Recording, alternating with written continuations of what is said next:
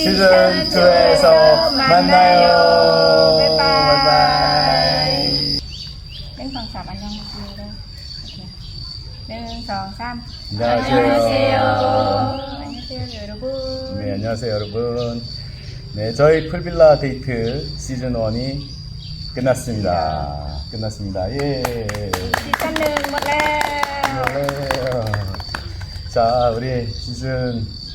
1에서 중간에 합류했어요. 우리 네 분이, 네, 아리따운 여성 네 분이 촬영 중간에 합류가 돼서 좋은 성과들도 있었고 되게 재미있었던 것 같아요. 커플이 되는 팀도 있고 안 되는 팀도 있는데 이거는 다음 저희 풀 영상에서 비교해 주시고요. 오늘은 시즌 1을 찍으면서 어떤 것을 느꼈는지 한번 질문해 보도록 하겠습니다. 미아가 질문해 주세요. 뭐. ถามความรู้สึกเป็นแล้วได้ซีซั่น1จบไปแล้วสำหรับการเลือกคู่ออกเดทงานเริ่มก่อน รู้สึกว่ารู้สึก ก็เป็นไง ที่แบบได้มา รู้สึกดีหลายที่ได้มาดินแบบนี้ แม่เล่นกิจกรรมร่วมกิจกรรมกับพวกป้าแล้วก็เพื่อนหลายๆคน โอเคแล้วคนต่อไป รู้สึกดีใจแล้วก็รู้สึกม่วนที่ได้มารู้จักกับโอป้าแล้วก็หมู่เพื่อนสาวๆหลายๆคนได้มาเป็นหมู่กันได้ลิ้นน้ำกันแล้วก็ได้อยู่น้ำกันฟีลแบบครอบครัวรู้สึกมีความสุขหลายแล้วก็รู้สึกม่วนแฮง ก็อยากกลับบ้าน ไม่อยากกลับบ้านเลยบ่ อยากกลับอยู่ ค่ะสิโอเคคนต่อไป รู้สึกแบบว่ารู้สึกม่วนรู้สึกแบบกิจกรรมมันก็แฮปปี้รู้สึกแบบ กิจกรรมโอเค เลยโอเค รู้สึกแบบบ่ฮู้แฮงหลาย แม่รู้สึกแบบอยู่แบบครอบครัว ฟีลครอบครัว 시즌 2에 참가할 생각이 있나요? ถ้าเป็นซีซั่น2นี่ถ้ามีซีซั่น2จะมาอีกบ่ทุกคนมาอีกบ่ มา มา แน่นอนซีซั่น2แล้วต้องมาแน่นอน 네. 자, 시즌 2를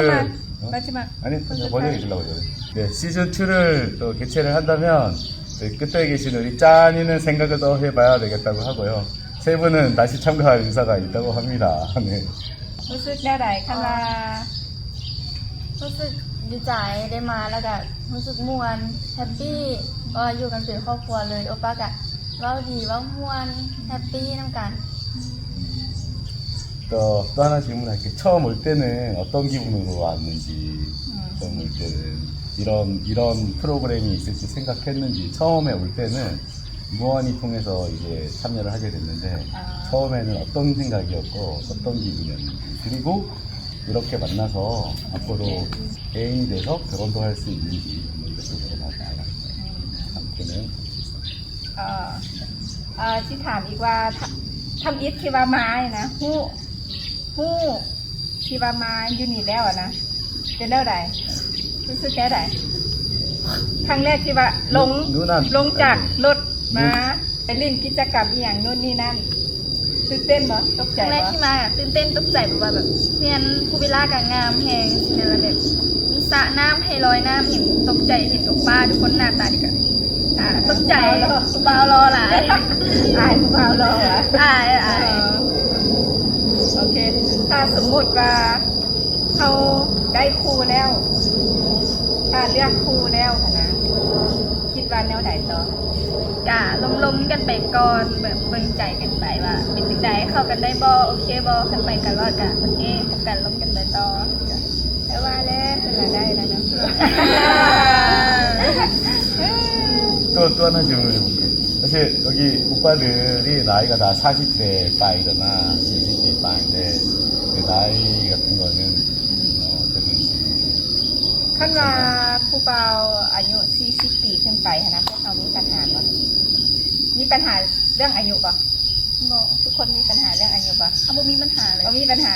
누원 ทุกคนคบกันที่ 고민은 ใจ คบกันที่หัวใจ아, 그렇구나. 그리고 저기 와 이렇게 만나서 남자가 또 계속 만나러 올 거잖아. 계속 이제 남자를 만나러 올 건데 만나러 온다면 어떨까? ถ้าเขาจับคู่แล้วถ้าเขาเลือกแล้วทุกเดือนโอป้าเป็นมาหานะเป็นสิมาหาหานะที่ป้าเขาทีมสามารถเอาพบคนได้บ่หรือว่าเขาที่โอเคบ่นะแบบคงสิมาหาทุกเดือนนะถ้าว่าจับคู่กันนะโอเค โอเค โอเคเลยโอเคเหรอ โอเค โอเคเลย บ่มีปัญหาเลย บ่เปลี่ยนใจบ่ บ่เปลี่ยนใจ บ่อยากเปลี่ยนใจ บ่อยากเปลี่ยนใจแล้ว โอเคคันบ่อยากเปลี่ยนใจ 그리고 우리 미나? 네, 미나가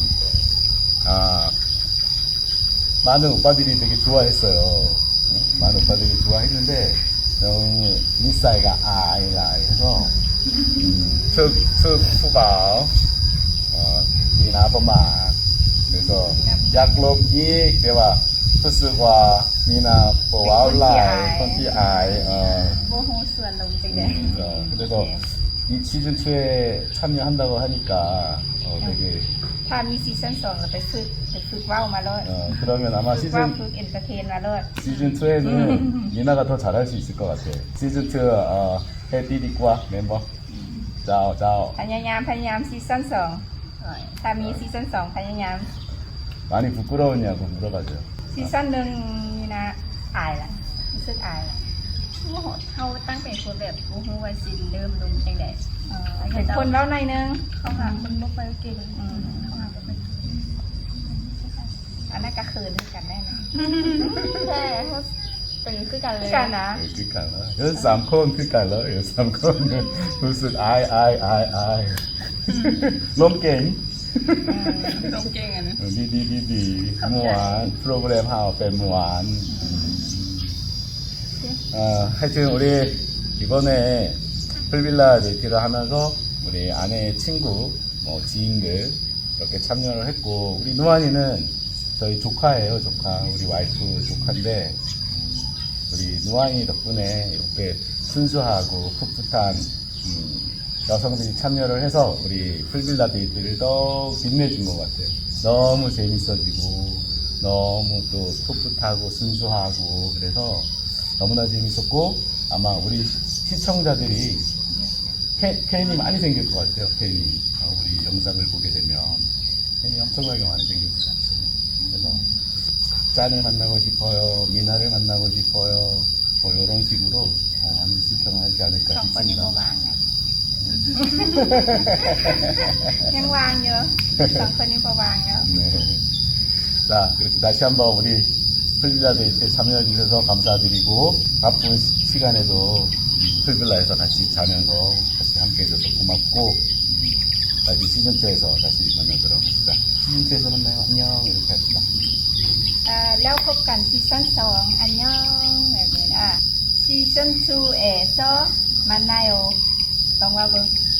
ซีซั่น2ซีซั่นน่ะนะซีซั่น2 ซีซั่น2 1 2นะซีซั่น2에서 만나요 에서 만나요. 오케이. 시즌 2에서 만나요. 시즌 2에서 만나요. 오케이. 네. 시즌 2에서 만나요. เอาพร้อมกันได้ป่ะเนี่ยได้ป่ะโอเค1 2 3 시즌2에서 만나요. 바이바이.